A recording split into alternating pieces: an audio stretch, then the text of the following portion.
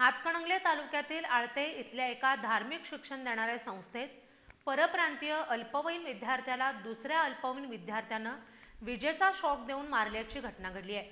या पार्श्वभूमीवर जिल्ह्यातील धार्मिक शिक्षण देणाऱ्या सर्व संस्थांची माहिती घेण्यात यावी, आळते इथल्या धार्मिक शिक्षण देणाऱ्या संस्थेची सखोल चौकशी व्हावी यासाठी आज हिंदू एकताच्या वतीनं गृह विभागाच्या प्रभारी पोलीस उपअधीक्षक सुवर्ण पत्की यांची भेट घेऊन त्यांना निवेदन देण्यात आले।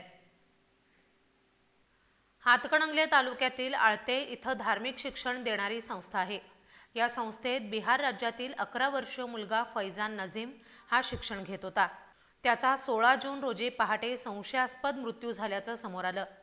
पोलिसांनी तपास केल्यानंतर या संस्थेतील दुसऱ्या अल्पवयीन विद्यार्थ्यानं झोपेत असलेल्या फैजानला विजेचा शॉक देऊन मारल्याचं सत्य समोर आलं होतं।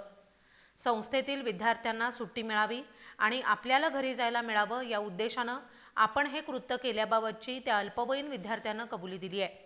या धार्मिक शिक्षण देणाऱ्या संस्थेत नेमकं काय चालतं याविषयी सविस्तर चौकशी व्हावी या मागणीचं निवेदन देण्यासाठी बुधवारी हिंदू जनसंघर्ष समितीचे पदाधिकारी आणि कार्यकर्ते पोलीस अधीक्षक कार्यालयात गेले होते।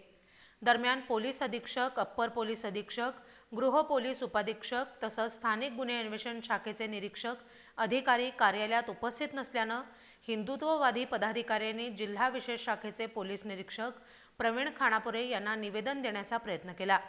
मात्र खानापुरे यांनी अपमानास्पद वागणूक दिल्याचा आरोप करत आम्ही निवेदन देणार नाही अशी भूमिका या कार्यकर्त्यांनी घेतली। अखेर गुरुवारी गृह विभागाच्या प्रभारी पोलीस उपाधीक्षक सुवर्ण पत्की यांची हिंदुत्ववादी कार्यकर्त्यांनी भेट घेतली। पत्की यांना निवेदन देत मदरशांमध्ये कोणत्या प्रकारचं शिक्षण दिलं जातं याची सखोल चौकशी करण्याची मागणी हिंदू एकताचे शहराध्यक्ष गजानन तोडकर यांनी केली आहे। 2 दिवसापूर्वी हातकणंगले तालुक्यामध्ये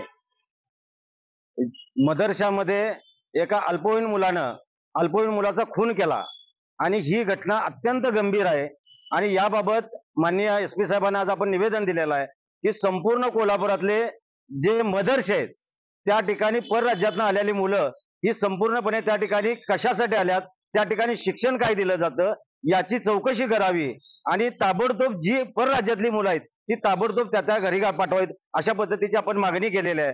कारण त्या मुलग्यानं ज्या क्रूरतेनं मारलेला आहे त्याला शॉक दिलेला आहे, त्याच्या तोंडावरती उसुची दाबून मारलेला आहे। म्हणजे ह्या वयात त्याच्याकडे एवढी क्रूरतापणा, म्हणजे त्या मशिदीमध्ये त्या मदरशामध्ये अशा पद्धतीचं काय शिकवलं जाते की त्याची इतकी मेमरी क्रूरता निर्माण होते आणि याची सखोल चौकशी व्हावी आणि जर येत्या काळामध्ये या संदर्भात माननीय पोलीस प्रशासनानं जर काही कारवाई केली नाही तर संपूर्णपणे सकल हिंदू समाजाची बैठक उद्या बोलवलेली आहे आणि निश्चितपणाने पुढच्या 8 दिवसामध्ये याच्या संदर्भात उग्र आंदोलन, मग ते वेळप्रसंगी कोल्हापूर बंद असेल, बेमुदत उपोषण असेल, धरणं आंदोलन असेल, अशा पद्धतीचं आंदोलन करण्याचा आज आम्ही या ठिकाणी जाहीर केलेलं आहे।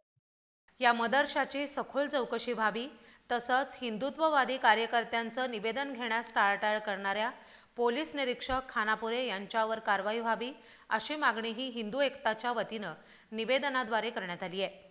यावेळी उदय भोसले, किशोर घाटगे, आनंदराव पवळ, मनोहर सोरप, शीला माने, रश्मी साळुंखे, विकास जाधव, राजेंद्र तोरसकर, सुनील सामंत, सौरभ निकम, कविराज कबुरे उपस्थित होते।